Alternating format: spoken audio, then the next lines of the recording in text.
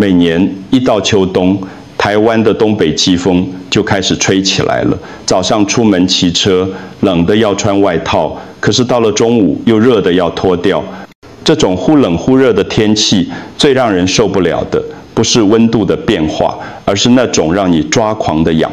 你有没有这样的经验？晚上洗完澡，躺进被窝里，突然间小腿、背部、手臂开始痒起来。那种痒不是表面的痒，是从皮肤深处传来的，像是有几千只蚂蚁在你的皮肤底下爬来爬去，你忍不住用手抓，抓了之后舒服一下，但过不了多久又开始痒。有时候痒到半夜醒来，发现自己在睡梦中不自觉地一直抓，早上起床一看，小腿上都是抓痕。这种痒最常出现在哪里呢？小腿肚、后背、手臂内侧，还有腰的两侧。冷风从袖口钻进来，从裤管吹上来，从背后袭来，那些没有衣服遮蔽好的地方，就是最容易痒的地方。很多人以为这只是皮肤前燥而已，擦点乳液就好了。但我要告诉你，如果你不把这支影片看完，你很可能会错过一个严重的警讯。这个警讯现在正影响逐成千上万的台湾人，但大部分的人都不知道。让我在这里跟您说个明白，请订阅我们的频道，并开启小铃铛通知，这样您就不会错过我们分享的健康知识。我想知道您是否正在观看这一支影片。如果您觉得这些内容对您有帮助，请在留言区打上述字1，如果没有，请打上述字0。如果昨天晚上你也有在睡觉的时候抓背、抓腿，请在留言区留下数字1，让我知道你也遇到了这个困扰。因为这不只是皮肤前燥这么简单，这是你的身体在向你发出求救信号，告诉你你的皮肤屏障正在崩坏，而且你的身体缺少了2种非常重要的营养素。这2种营养素是保护你皮肤、让你不会痒的关键。为什么会这样呢？背后的机制其实就像一面正在龟裂的墙壁一样。接下来我会用最简单的方式让你明白这到底是怎么一回事。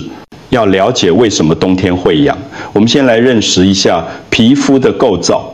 你可以把皮肤想象成一面砖墙，这面墙的表面涂了一层油漆，那就是我们皮肤分泌出来的油脂，医学上叫做皮脂膜。而这些砖头就是我们的角质细胞，砖头跟砖头之间的水泥就是皮肤里的水分和其他保湿成分。当这面墙完整的时候，外面的风吹不进来，里面的水分也跑不出去，皮肤就会保持柔软、有弹性，不会痒。但是问题来了，随着年纪越来越大，我们的皮脂腺会慢慢退化。55岁以后，皮脂腺的分泌量会减少40%到60%。到了65岁以后，油脂分泌量甚至会减少超过50%。这就好比原本那层保护用的油漆越来越薄，甚至开始剥落了。再加上台湾的秋冬天气很特别，东北季风一来，湿度忽高忽低，早晚温差又大。这种环境下，皮肤里的水分会不断地蒸发掉，就像墙壁上的水泥被晒浅了一样。医学上有一个专有名词，叫做冬季痒，英文叫做 arsenolipidemia， 意思就是脂质不足。这不是因为你洗澡没洗干净，也不是皮肤过敏，而是皮肤的保护屏障整个崩塌了。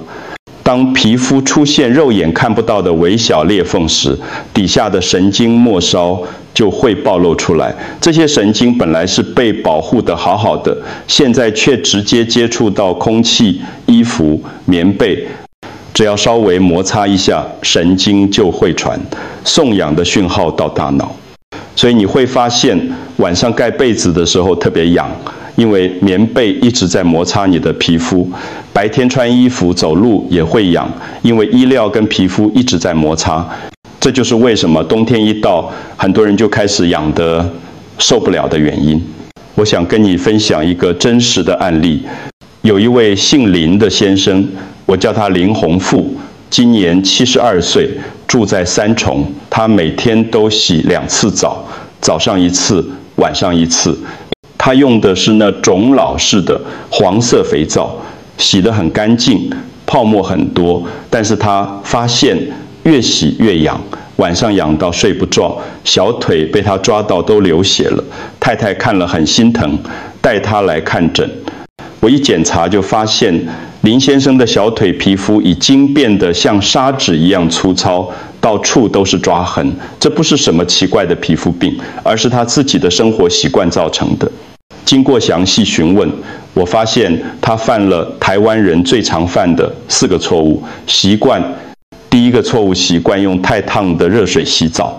很多人洗澡喜欢用很烫的热水，觉得这样才洗得干净，而且热水冲在身上很舒服。但其实当水温超过42到45度的时候，会把皮肤表面的油脂完全冲掉。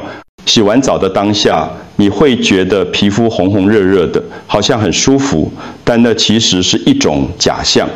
过没多久，皮肤就会开始前燥、紧绷，然后开始痒。第二个错误，习惯使用碱性肥皂或抗菌沐浴乳。像林先生用的那种老式肥皂，碱性很强，清洁力很好，但同时也会破坏皮肤表面的天然酸性保护膜。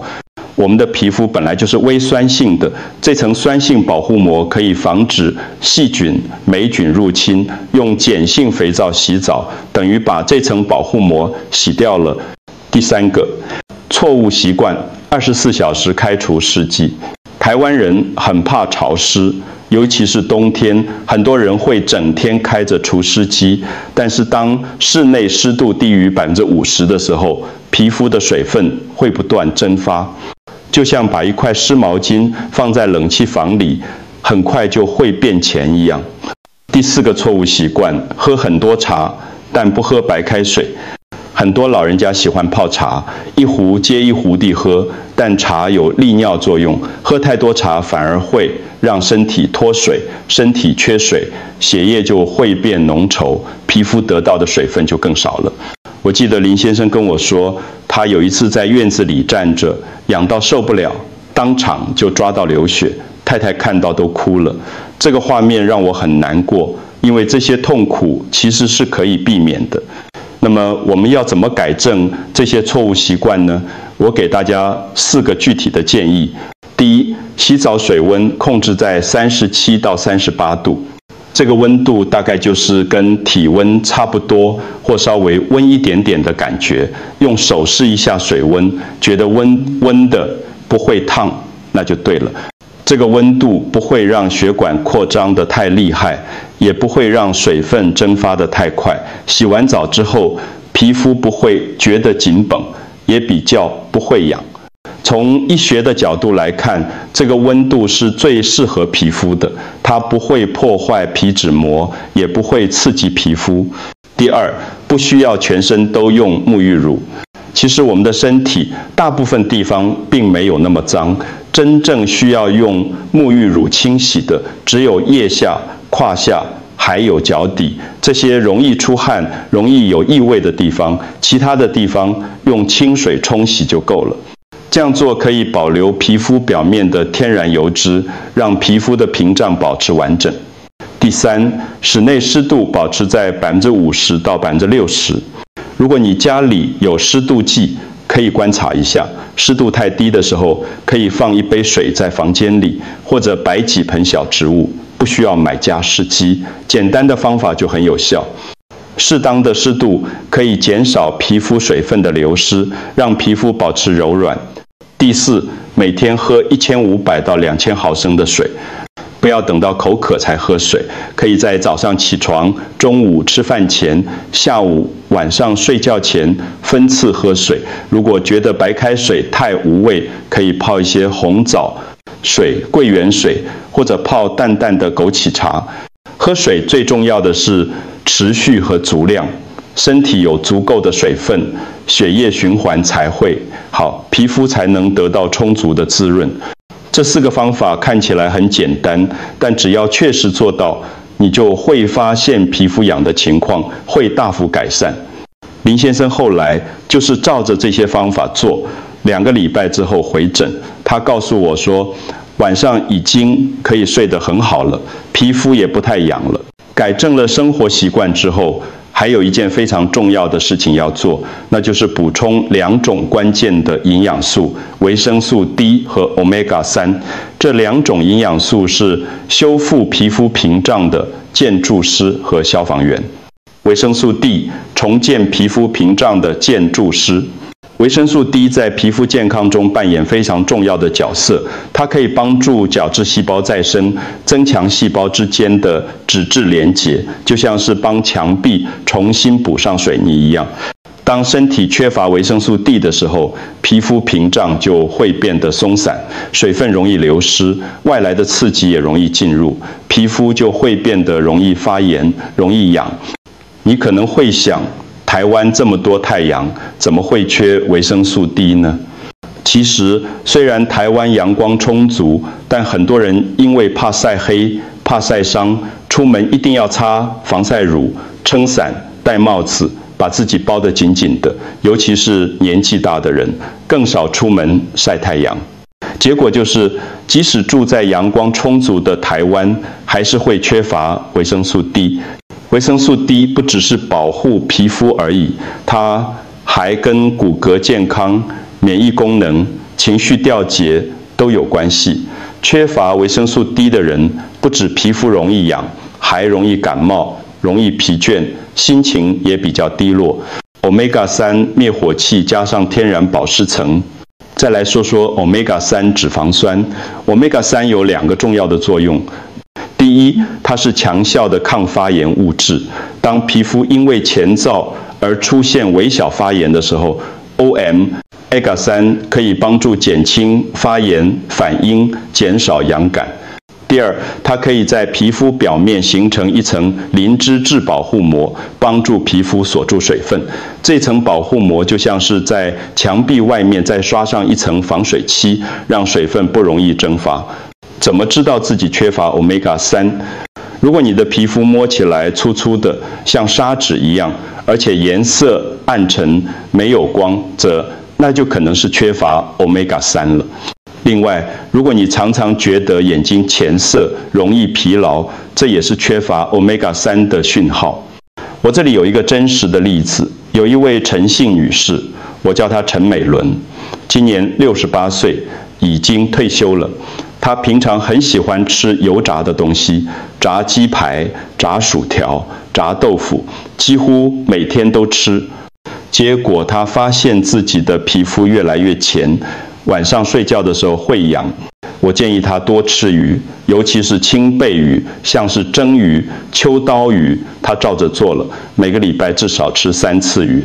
2个礼拜之后，她回来跟我说，皮肤摸起来柔软多了，晚上也睡得比较好，不太会痒了。你看，改变饮食真的很有效，不需要吃什么昂贵的保健品，只要吃对食物，身体就会慢慢恢复健康。那么具体来说，我们要怎么补充维生素 D 和 Omega-3 呢？我给大家一些实用的建议。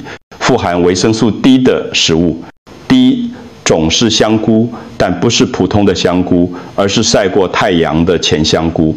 香菇经过日晒之后，会产生大量的维生素 D。你在市场买前香菇回家，用水泡开之后，煮汤、炒菜都很好吃，而且营养价值很高。第二种是放山鸡蛋，放山鸡因为可以在户外活动、晒太阳，它们的蛋也会含有比较多的维生素 D。如果买得到，放山鸡蛋是很好的选择。第三种是添加维生素 D 的牛奶，现在市面上有很多牛奶产品都有强化维生素 D， 你可以看一下包装上的标示，选择有添加维生素 D 的牛奶。富含 Omega-3 的食物，最好的来源就是鱼，尤其是青背鱼、蒸鱼、秋刀鱼、沙丁鱼，这些鱼的 Omega-3 含量都很高。我建议大家3天2鱼，也就是每3天至少吃2餐鱼，这样可以维持身体 Omega-3 的稳定供应。如果你不喜欢吃鱼，也可以吃坚果类，核桃、亚麻籽、奇亚籽，这些都含有 Omega-3。每天吃1小把坚果，对皮肤和心血管都有好处。每天晒太阳15分钟。除了从食物中摄取维生素 D， 我也建议大家每天晒太阳15分钟。最好的时间是早上9点到10点，或者下午3点到4点。这时候的阳光比较温和，不会太刺激。你不需要晒很久，也不需要把全身都晒到，只要露出手臂、小腿，让阳光照在皮肤上，身体就会自己制造维生素 D。3天2鱼饮食公式。最后我要再强调一次3天2鱼这个概念，每3天吃2餐鱼，可以让身体的 Omega-3 保持在一个稳定的水平。不需要每天都吃，也不需要吃很多，保持这个频率就够了。这些方法都很简单，不需要花很多钱，也不需要很麻烦，只要养成习惯，长期下来，你的皮肤会越来越健康，痒的问题也会慢慢改善。现在我要跟你讲一件非常重要的事情，虽然大部分的冬季皮肤痒都是因为前兆和生活习惯造成的，但有时候皮肤痒也可能是身体内部出了严重问题的警讯。如果你的皮肤痒已经持续超过4个礼拜，而且不管怎么擦乳液、改善生活习惯都没有改善，那你一定要提高警觉，因为这可能是以下几种疾病的症状。第一种，糖尿病。糖尿病患者因为血糖控制不好，会让皮肤失去水分，变得非常前躁，而且高血糖会损伤神经，造成对称性的皮肤瘙痒，尤其是下肢。如果你有糖尿病的家族史，又有持续性的皮肤痒，一定要去检查血糖。第二种，肝脏和胆道疾病。当胆道阻塞的时候，胆汁无法顺利排出，胆汁中的胆盐就会进入血液，随着血液循环到全身，这些胆盐会刺激皮肤的神经末梢，造成一种从骨头里痒出来的感觉。这种痒非常强烈，而且擦什么药都没用。